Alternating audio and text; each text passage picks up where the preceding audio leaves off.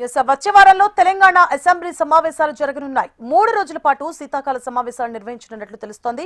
ఈ నెల 28 నుంచి వరుసగా 3 రోజుల పాటు ఈ శీతాకాల సమావేశాలు జరగనున్నాయి.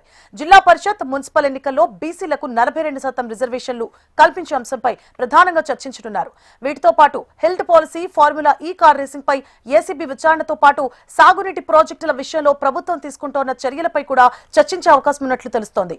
సమావేశాల చివరి రోజు ఫోన్ ట్యాపింగ్ పై సెట్ విచారణ, జీహెచ్ఎంసీ విలీన ప్రక్రియ, పార్టీ ఫిరాయింపు, ఎమ్మెల్యేల అనర్హత విషయంలో అసెంబ్లీ స్పీకర్ తీసుకున్న నిర్ణయం అంశం కూడా సమావేశాల్లో చర్చించనున్నట్లు తెలుస్తోంది.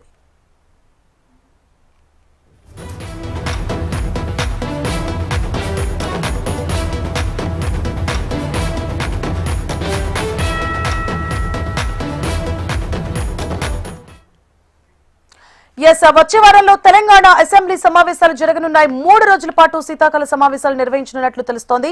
ఈ నెల 28 నుంచి వరుసగా 3 రోజుల పాటు ఈ శీతాకాల సమావేశాలు జరగనున్నాయి. మరిన్ని డీటెయిల్స్ ని మా రీజనల్ కోఆర్డినేటర్ అశోక్ అందిస్తారు.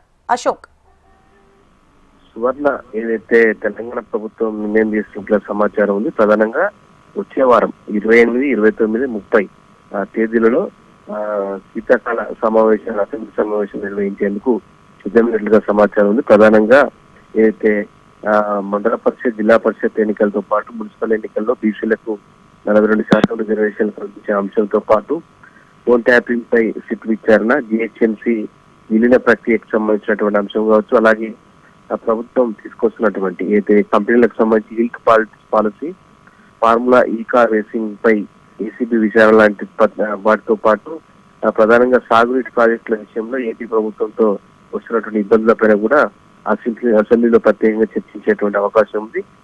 దీనికి సంబంధించి 3 రోజుల పాటు నిర్వహించాలనేటువంటి ప్రాథమిక సమాచారం మనకు అందుతుంది. అది కూడా 28, 29, 30 తేదీల్లో అసెంబ్లీ సమావేశం నిర్వహించేటువంటి సమాచారం అయితే ఉంది. Suvarna, right, thank you for the updates Ashok.